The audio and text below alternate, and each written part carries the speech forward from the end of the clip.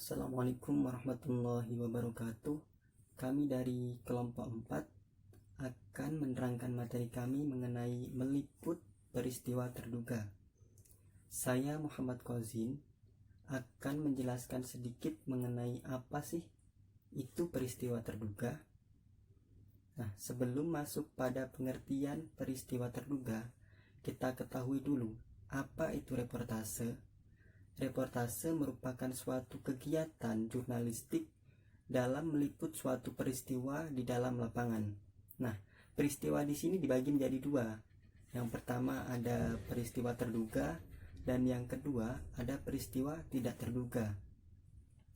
Peristiwa terduga yakni peristiwa yang sudah direncanakan atau dijadwal ataupun sudah diprediksi sebelumnya. Kapan peristiwa ini akan terjadi, jam berapa peristiwa ini akan terjadi, dan di mana peristiwa ini akan terjadi.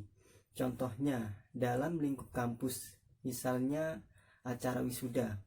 Nah, sebelum acara wisuda itu digelar, pasti sebelumnya udah direncanakan kapan wisuda ini akan dilaksanakan, jam berapa wisuda ini dimulai, dan di mana wisuda ini akan digelar.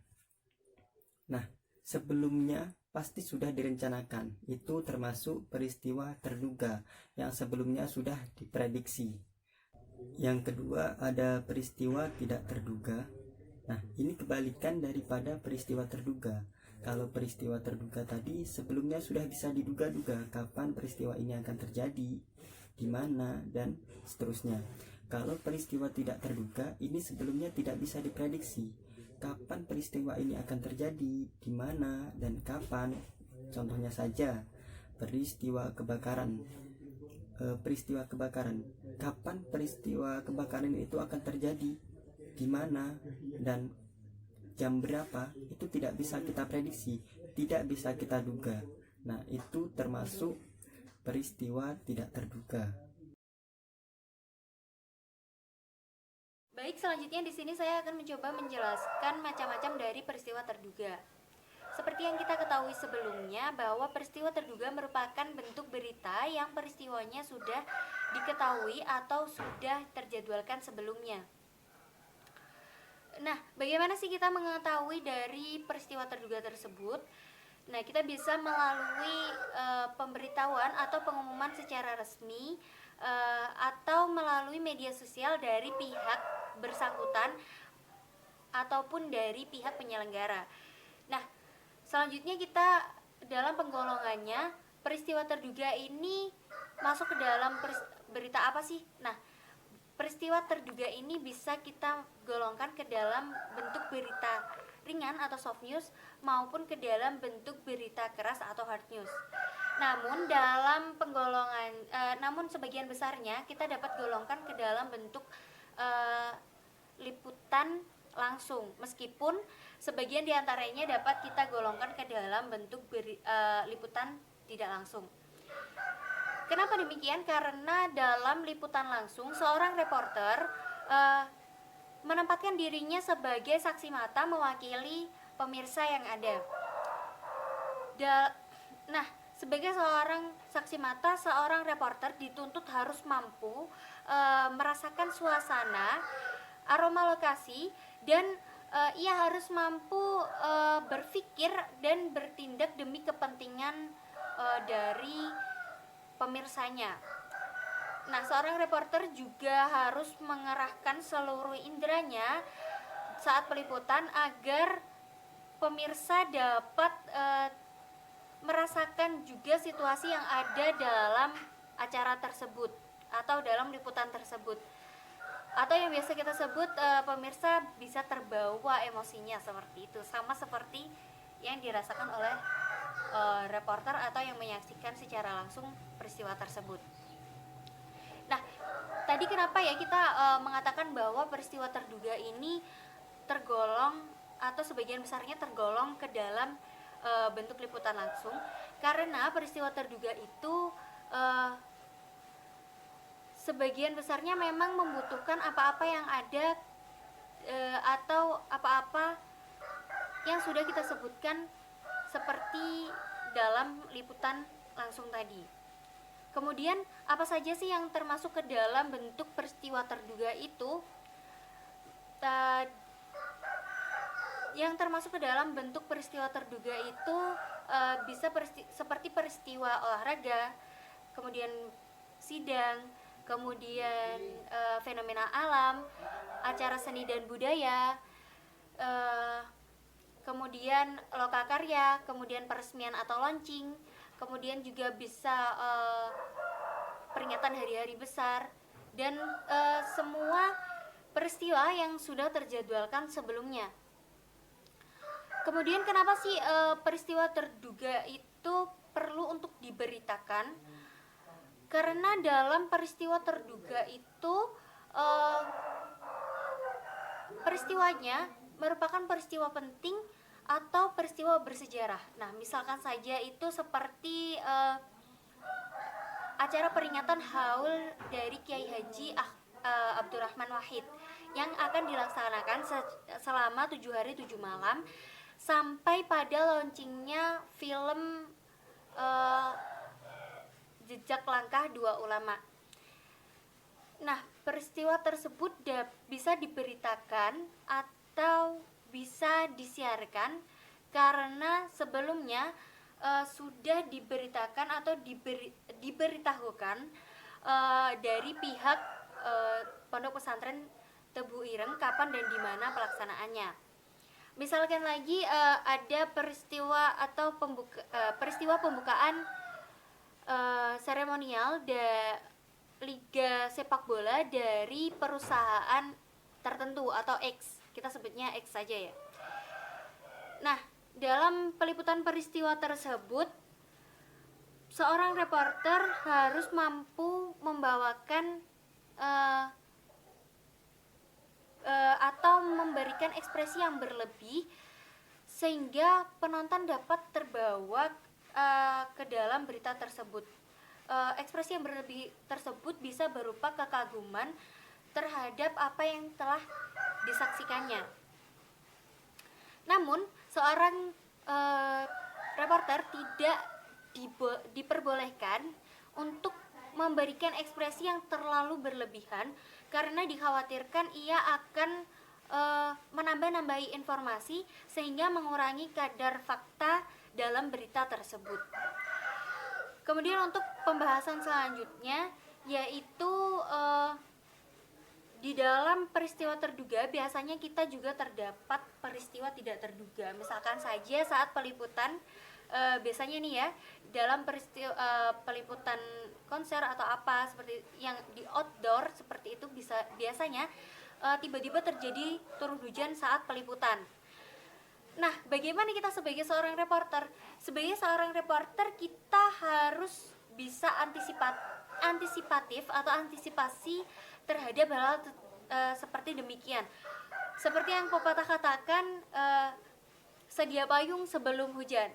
Nah, seperti demikian pula seorang reporter juga harus bisa antisipasi atau ketika seperti turun hujan seperti demikian, seorang reporter sebelumnya sebaiknya menyiapkan jas hujan ataupun payung jika dikhawatirkan akan turun hujan, seperti itu. Nah, seorang reporter juga harus menyiapkan atau mempersiapkan materi atau kalimat yang tepat agar tidak menghambat tidak menghambat kita dalam peliputan peristiwa tersebut, jadi sehingga seorang reporter tetap dapat meliput dalam keadaan atau situasi hujan seperti itu. Sedikit menjelaskan tentang proses peliputan berita terduga. Untuk proses sendiri adalah urutan suatu peristiwa yang semakin lama semakin meningkat atau semakin menurun. Untuk peliputannya sendiri adalah kegiatan jurnalistik yang berupa meliput langsung di lapangan atau ke tempat kejadian.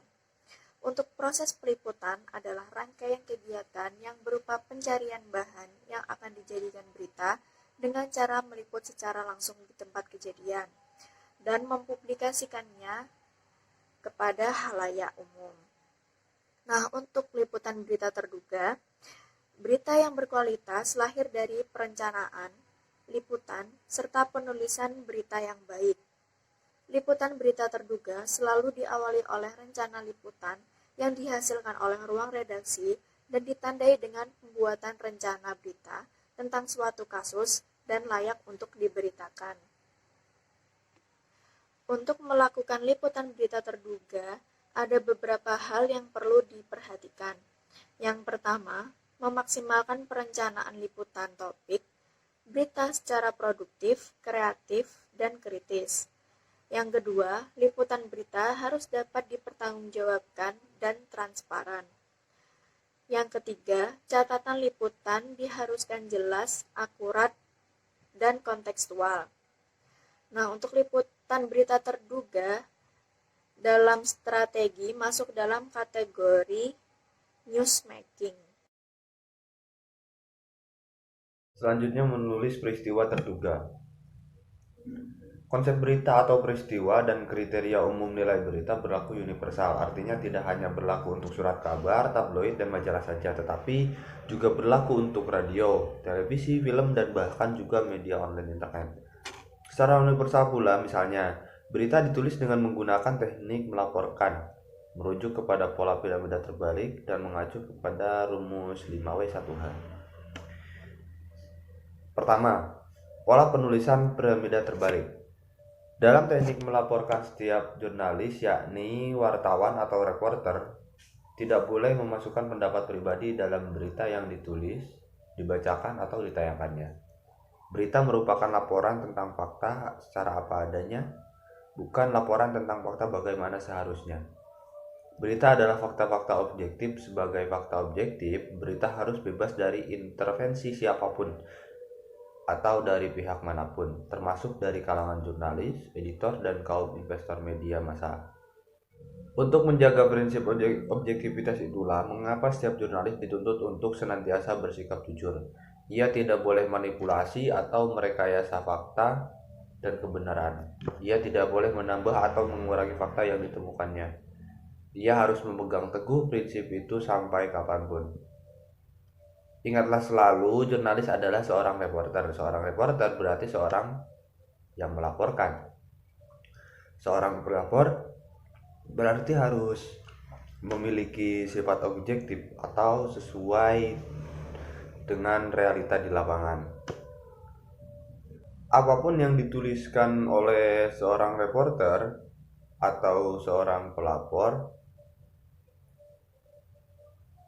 begitupun yang dikatakan atau dituliskannya harus dapat dipercaya. Teori jurnalistik mengajarkan karena fakta dalam bentuk berbagai peristiwa yang terjadi di dunia begitu banyak. Sedangkan waktu yang dimiliki jurnalis, yakni reporter dan editor media massa, sangat terbatas.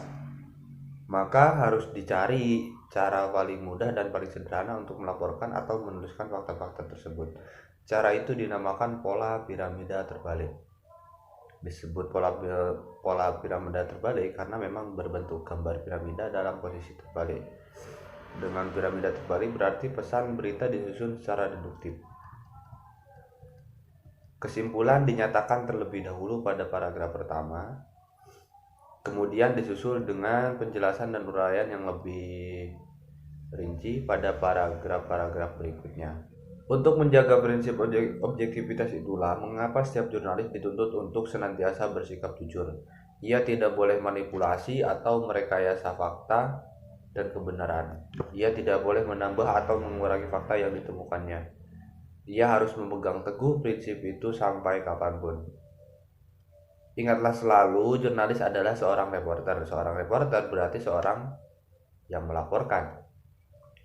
Seorang pelapor berarti harus memiliki sifat objektif atau sesuai dengan realita di lapangan. Seorang reporter berarti seorang pelapor. Selanjutnya studi kasus.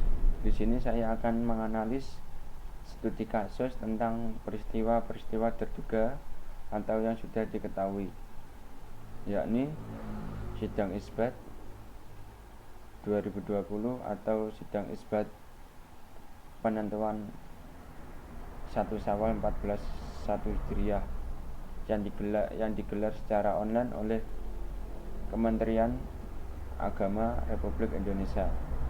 Kenapa sidang isbat? Karena sidang isbat termasuk peristiwa-peristiwa yang sudah diduga atau sudah diagendakan dari sebelumnya. Di sini saya akan menganalisis menggunakan nilai-nilai sebuah berita, yakni keluar biasaan, kebaruan, akibat, aktual. Aktual ini dibagi menjadi 3: aktualisasi kalender, aktualisasi waktu, aktualisasi masalah. Selanjutnya kedekatan, informasi, konflik, orang penting, dan yang terakhir kejutan.